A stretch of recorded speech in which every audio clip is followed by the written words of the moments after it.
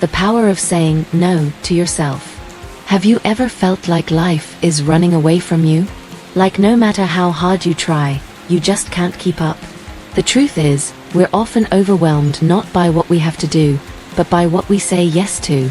You might be thinking, but isn't saying yes a good thing? Doesn't that show I'm a people pleaser, that I'm open to opportunities? Well, what if I told you that true freedom doesn't come from saying yes to everything? It comes from learning to say no to the things that are holding you back. Stick around, because today we're diving deep into the power of saying no to yourself and how it can transform your life. Part 1. The Illusion of Freedom, Extended. We all have this idea in our heads of what freedom looks like. For most of us, it's the ability to do anything, go anywhere, have no restrictions. The images of endless possibilities are alluring. Taking spontaneous trips, saying yes to every opportunity, and feeling completely unburdened by commitments. It sounds like the ultimate dream, doesn't it? But here's the catch. True freedom isn't just about doing whatever you want. It's about choosing what not to do. In a world full of distractions and endless options, we're conditioned to believe that more choices equal more freedom. But that's where the illusion sets in. Think about it. When we say yes to every distraction, every invitation, every temptation, we're not truly free. We're spreading ourselves thin. We're living reactively, constantly responding to what's happening around us instead of choosing our own path. We become a collection of obligations, commitments, and fragmented attention, each one pulling us further away from what truly matters. Let's pause for a moment and think about the times when you felt overwhelmed, burnt out, or drained. How many of those moments were caused by agreeing to things you didn't really care about, by saying yes out of obligation or fear of missing out? It's easy to fall into this cycle, especially when society tells us that being busy equals being successful, that saying yes is the key to social approval. But in reality, this constant giving in to external pressures can suffocate our sense of control and purpose. Now, imagine a different reality. Picture yourself saying no to the things that drain your energy. Whether it's a social event you don't feel like attending, a task that doesn't contribute to your goals, or simply a mental habit that consumes your thoughts. Saying no doesn't make you a bad person. It makes you a person who values their own time and energy. When you choose what not to do, you carve out space for what truly matters to you. You're no longer caught in the cycle of doing things just because they come your way. Instead, you start to consciously curate your experiences, your commitments, and your focus. By saying no to unnecessary distractions, no to things that don't align with your bigger goals, and no to what drains you, you reclaim control over your life. Suddenly, your time is yours, your energy is yours, and most importantly, your choices are yours. This isn't about shutting the world out. It's about creating boundaries that allow you to fully invest in the things that bring you joy, purpose, and fulfillment. That's the true power of saying no. So, the next time you feel the pressure to say yes to something just because it's there, ask yourself, does this align with my values? Is this the path I want to walk, or is it just a detour? True freedom comes from the power to choose, and often, the best way to choose is by learning what you can let go of. Part 2. The Cost of Saying Yes, Extended. Let's face it, we've all been there, saying yes to every request, every favor, every opportunity, even when we didn't want to. It's almost like we've been conditioned to believe that saying yes is the only way to be liked, to be helpful, or to show we care. At first, it feels good. You get that little rush of being needed, being wanted, like you're doing the right thing, the responsible thing. You start to think, I'm being a good friend, a good coworker, a good family member. But here's the thing, that initial high doesn't last. It's fleeting. Over time, it starts to take a toll on you, mentally, physically, emotionally. Saying yes to everything comes at a high cost. The price is often hidden beneath layers of stress, exhaustion, and a growing sense of resentment. You stretch yourself so thin, taking on tasks and obligations that don't truly align with your own desires or needs. And before you know it, you find yourself exhausted, not from the things that matter, but from the things that only serve others at your expense. It's like you've been running a marathon with a weight around your neck, and eventually, you'll hit the wall. Burnout creeps in. Have you ever looked back on your day, your week, or even your month, and realized that you've spent all your time doing things that weren't helping you grow, or move forward, or fulfill your own dreams? You've been so busy attending to the needs and wants of others that you forgot about your own. The worst part is, you can't even remember the last time you worked on your passion or did something that made you feel alive because you were too busy checking off everyone else's to-do list. It's easy to ignore the signs at first, those subtle feelings of resentment, that creeping sense of dissatisfaction. But eventually, the cost becomes impossible to ignore. When you say yes to everything, you're actually saying no to yourself. You're saying no to your personal growth, no to your dreams, no to your well-being. And that's when the weight of it all hits. That's when you start to feel overwhelmed, out of control, and stuck. It's as if you've become a passenger in your own life, carried along by the currents of everyone else's demands. But what's the real cost? The real cost isn't just the exhaustion or the stress, it's the slow erosion of your identity. When you're constantly putting others before yourself, it becomes harder to even remember what you truly want. Your desires get buried beneath layers of obligation, and before you know it, you're living a life that doesn't feel like yours at all. Now, this doesn't mean we should stop being kind or stop helping others. It's about learning to balance the needs of others with the needs of ourselves. It's about recognizing that our time, energy, and attention are precious resources, and if we don't protect them, they'll be drained by others' demands. Saying no isn't selfish, it's an act of self-preservation. It's about setting boundaries that allow you to prioritize your own growth, your own happiness, and your own purpose. So next time someone asks you for a favor, or an opportunity presents itself, take a moment to pause. Ask yourself, is this truly something that aligns with my values and my goals? If the answer is no, then saying no becomes not just an option, it becomes an act of reclaiming your life. Saying no allows you to say yes to yourself, to your dreams, and to the things that truly matter. Part 3. The Power of Boundaries, Extended. So, how do we break free from this cycle of constant overextension? How do we reclaim control of our time, energy, and lives? It all starts with boundaries. Boundaries are like a fence around your personal life, not to isolate you, but to protect what matters most. Imagine your life as a beautiful garden, full of vibrant possibilities. If you allow every person, every distraction, and every obligation to wander through your garden, it won't take long before the plants are trampled, the flowers are scattered, and the beauty gets lost in the chaos. Boundaries act as the protective walls of this garden, ensuring that only what nourishes and supports you can enter. When you set boundaries, you're not just saying no to other people, you're saying yes to yourself. You're making intentional space for what truly matters: your goals, your passions, your happiness, and ultimately, your sense of self. Setting boundaries isn't just about saying no to others. It's about saying yes to your own needs, your own dreams, your own well-being. It's about recognizing that you are not an infinite resource. You're a person with limits. And those limits aren't something to feel guilty about. They're something to embrace. Boundaries give you the permission to say yes to the things that will truly enrich your life and help you grow, while gently letting go of the things that drain your energy and deplete your soul. But here's the thing, setting boundaries can be uncomfortable at first. We've been taught, often unconsciously, that being kind, being helpful, and being available at all times are virtues. Saying no feels like we're letting someone down, like we're not living up to expectations. It's easy to feel guilty for not accommodating every request, for not being there every time someone calls upon us.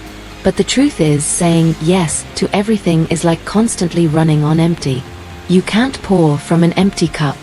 The more you neglect your own needs, the less you have to offer others, and the more you start to resent the very things you used to say yes to. That's why setting clear boundaries is so important. When you start to define what you will and won't tolerate, what you will and won't allow into your life, you begin to see the true power in prioritizing yourself. You learn that saying no doesn't make you selfish. It makes you healthy, strong, and able to give to others in a meaningful way when the time is right. Boundaries are the foundation that allows you to stay grounded in your values, to focus on your goals, and to protect your mental and emotional health. But setting boundaries doesn't have to be harsh. It doesn't mean pushing people away or becoming cold or distant. It simply means communicating your limits with kindness and respect. It means recognizing that your time and energy are valuable resources and that you deserve to protect them. Whether it's saying no to an invitation you don't want to accept, or setting time aside for yourself to recharge, every boundary you set is an act of self-care. It's an investment in your future well-being, happiness, and peace of mind. And here's the beauty of boundaries. The more you practice setting them, the easier it becomes. You start to feel empowered, knowing that you're not just living reactively, at the mercy of everyone else's needs. You become the architect of your own life, designing it in a way that reflects your true priorities. Over time, this sense of ownership creates more space for creativity, for growth, and for the things that truly fulfill you. Your boundaries become a safeguard that protects the life you're building, and a reminder that your peace, your time, and your energy are worth preserving. So, how do you begin? Start small. Set one boundary today, whether it's with a friend, family member, or even with yourself. Let go of one thing that drains you, and make room for something that brings you joy. It doesn't have to be perfect, but every small step builds momentum toward a more empowered, balanced life. The more you practice saying yes to yourself and no to what doesn't serve you, the more your life will begin to reflect the things that truly matter. And that, my friend, is the true power of boundaries. Part 4. The Art of Saying No, Extended. Here's the thing. Saying no doesn't have to be harsh or confrontational. In fact, it can be done with kindness and grace. Saying no is not an act of rejection. It's an act of self-respect, not just for you, but for the other person as well. Think about it. When you say yes to something that doesn't align with your values or your well-being, you're not doing anyone a favor. You're sacrificing your time, energy, and peace, and ultimately, you're not giving your best to either yourself or the person who asked. But when you say no, you're actually giving both parties the gift of clarity and respect. You're giving the other person the opportunity to find someone who can truly help, and you're honoring your own needs in the process. Saying no is an art, and like any art, it requires practice and intention. One of the most empowering things you can do for yourself is learn to say no with confidence. It doesn't require a long-winded explanation or a justification. In fact, you don't owe anyone a detailed excuse for why you can't do something. A simple, clear response is all you need. I'm sorry I can't, or I'd love to, but I'm focusing on other priorities right now, is more than enough. And here's the beauty of it, you get to choose how you say it. You get to decide the tone, the phrasing, and the level of detail you offer. It's in your hands, and you're in control. Learning how to say no doesn't mean you're being selfish or inconsiderate. It means you're being mindful of your own time and energy. It means you're setting a healthy boundary that protects your mental and emotional space. And surprisingly, when you say no in a way that's kind and respectful, people are more likely to understand and appreciate your decision. In fact, most people will respect you more for being clear and honest about your limits than for saying yes to everything and silently resenting it later. There's also power in the way you say no. You can say it with kindness, without guilt, and without apology. You don't have to feel bad for prioritizing your own well-being. For example, instead of saying, "I'm sorry I can't," you could simply say, "I'm unable to help this time," or "I need to pass on this one." There's no need to over-explain or give unnecessary justifications. Your reasons are valid, even if they're just because you need time for yourself. Your needs matter just as much as anyone else's, and respecting them is a vital step toward creating a life that reflects your true priorities. Sometimes saying no might feel uncomfortable, especially if you're used to pleasing others or if you fear disappointing someone. But here's an important truth. The more you practice saying no, the easier it becomes. It's like flexing a muscle. You start with small, manageable no's and build up to bigger ones as you grow more comfortable with the process. Over time, saying no becomes less about what you're denying others and more about what you're affirming for yourself. It's an affirmation of your boundaries, your worth, and your right to decide how you spend your time. In addition to setting healthy boundaries, saying no also gives you the power to make room for what truly matters. It creates space for you to focus on your goals, your relationships, and the things that bring you joy. When you say no to distractions, you say yes to your growth, your happiness, and your peace of mind. You become the curator of your own life, selecting the experiences and opportunities that align with your values and your vision. The art of saying no is not about shutting people out. It's about making sure you're saying yes to the things that deserve your time and energy. It's about honoring yourself and your priorities, and recognizing that you can still be kind, considerate, and empathetic while setting clear boundaries. In fact, by saying no with intention, you're teaching others how to respect your time and energy, which leads to healthier relationships and a more balanced life overall. So, the next time you're faced with a request that doesn't align with your goals, remember that it's okay to say no. You don't have to over-explain or feel guilty. With practice, you'll get better at saying it with confidence, kindness, and grace. And in doing so, you'll create more space in your life for the things that truly matter. Part 5. The rewards of saying no, extended. Now, let's talk about the rewards. When you start saying no, you begin to create space. Space for your time, your energy, and your mental well-being. You're no longer caught in the whirlwind of endless obligations, tasks, and distractions. Instead, you give yourself the freedom to focus on what truly matters. Saying no isn't just about cutting things out. It's about making conscious choices that support your priorities. It's about recognizing that every time you say no to something that doesn't align with your values, you're simultaneously saying yes to something more important. It's about choosing your future over your present distractions. It's about cultivating the discipline to say no to things that pull you away from your goals, so you can stay on the path that leads to personal fulfillment and success. And that's where the magic lies. By saying no, you're not just protecting your time, you're designing a life that reflects your deepest desires and aspirations. Imagine having the time to focus on the things that truly bring you joy and fulfillment. Imagine waking up each day knowing that you're not just reacting to the demands of others, but actively pursuing your passions, goals, and dreams. Saying no allows you to put your energy into the things that truly serve your growth. Whether that's working on a personal project, spending quality time with loved ones, or simply taking a moment to rest and recharge. You begin to recognize the profound truth that saying no is not an act of deprivation, it's an act of liberation.